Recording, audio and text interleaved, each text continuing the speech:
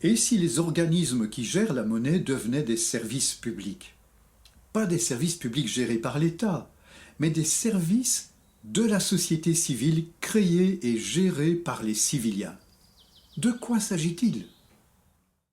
Quelle est la différence finalement entre une banque telle qu'elle Et bon, fonctionne actuellement et un institut de de monnaie de monnaie paiement. de paiement, oui. Ouais, ouais. Alors, on voit justement deux colonnes, la colonne banque et la colonne Institut de monnaie de paiement, IMP, en raccourci, hein. Et dans les lignes, alors vous voyez à gauche la nature de l'institution, hein. La banque est une société à but lucratif. L'Institut de monnaie de paiement, je propose qu'il soit un service public de la société civile. Alors pourquoi cette notion de service public dans le domaine bancaire, c'est quand même assez inhabituel, hein. La, la, un, le service public, au fond, qu'est-ce que c'est? On a des services publics des routes, par exemple, enfin, avant qu'on privatise les autoroutes, peut-être, les services publics des chemins de fer, avant qu'on privatise les chemins de fer, la poste, pareil, télécom, etc. Il reste encore le service public de, de l'éducation, de la santé, enfin il en reste quand même quelques-uns encore, euh, mais la notion de service public, ça indique qu'il y a un besoin pour l'ensemble de la société, qu'il faut remplir, faire face à ce besoin, quels que soient les moyens des gens. C'est pas parce qu'on habite en dehors d'un village à 4 ou 5 kilomètres qu'on ne peut pas avoir l'électricité ou qu'on ne peut pas avoir le courrier qui nous est déposé. Ça, ce sont des notions qui sont la base du service public, c'est-à-dire qu'on mutualise un certain nombre de coûts de façon que tout le monde puisse y avoir accès. Le réseau routier, le réseau de télécommunications, tout ça, c'est absolument indispensable pour que fonctionne l'économie. La monnaie, c'est aussi indispensable pour l'économie. On a besoin de que ça fonctionne bien, que tout baigne dans l'huile, comme on dit, pour que les transferts de marchandises puissent se faire en temps voulu, comme il faut, etc. Hein. Donc, c'est un besoin de service public qui est à la base de la monnaie. Je crois que c'est important de le considérer comme ça. Ça veut dire que l'ensemble de la société devrait payer pour le, les instituts de monnaie de paiement. On verra que c'est la même chose pour les deux autres institutions, pour la monnaie de prêt et la monnaie de contribution. Mais ça ne veut pas dire que on ne paye pas une utilisation de ce service quand même. Hein. De même que quand vous avez le service public de l'électricité, vous payez quand même une facture d'électricité aussi.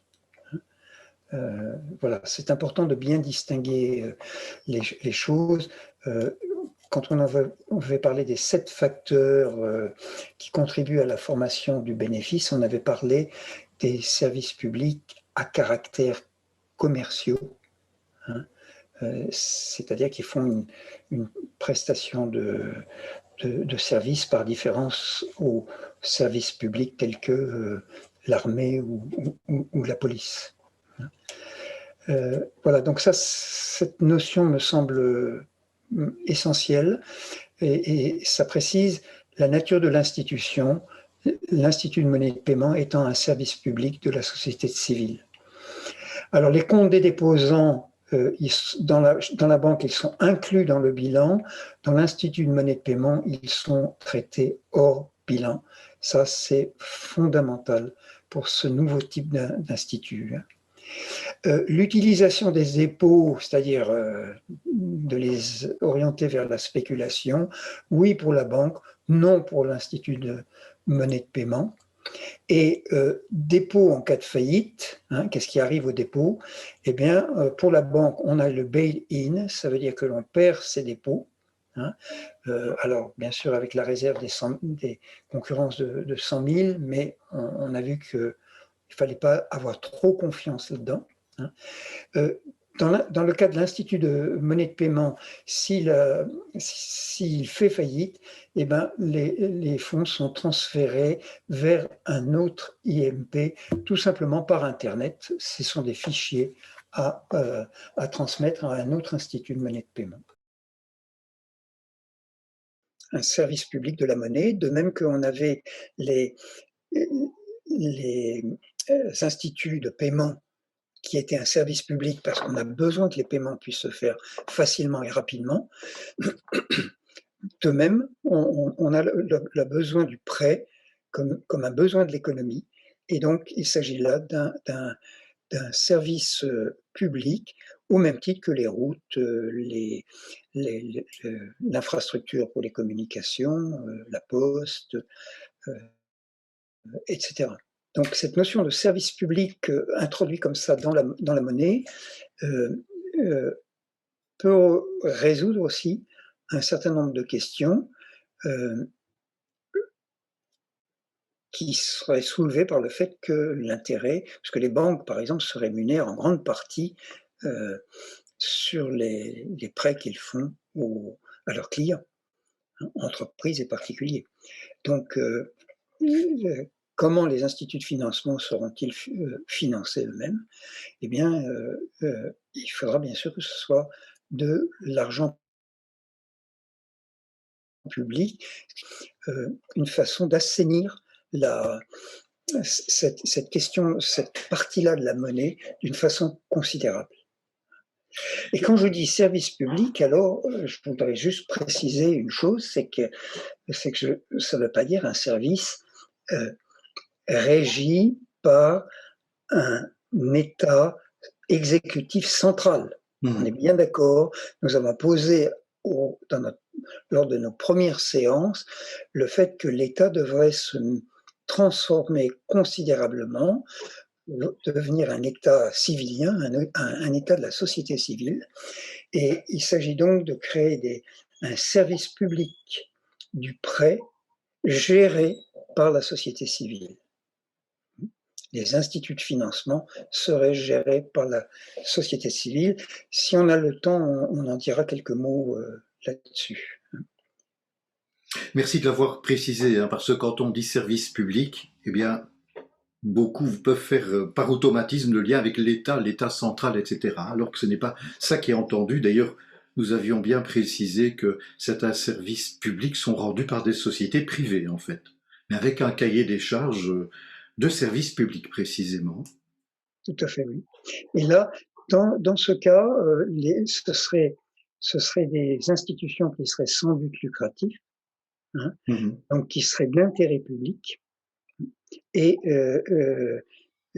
la question de chercher à faire une plus-value n'est pas dans leur objectif.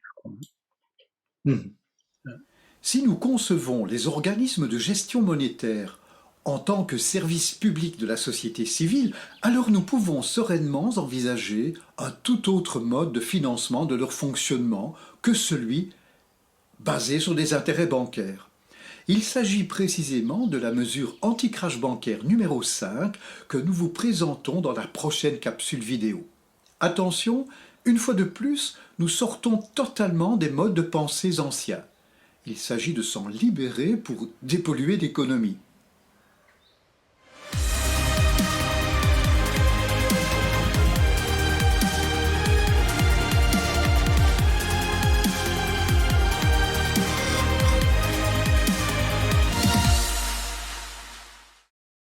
Mesdames, Messieurs, nous vous invitons à approfondir la compréhension de ce que sont la monnaie et l'argent en visionnant dans leur intégralité les rencontres civiliennes numéro 10, 11, 12, 13 et 14 sur le site civilien.info. Sur ce site, nous avons aussi mis en ligne sous forme de capsules vidéo des mesures imparables anti-crash bancaire. Elles sont mises en ligne à l'adresse que vous voyez apparaître à l'écran.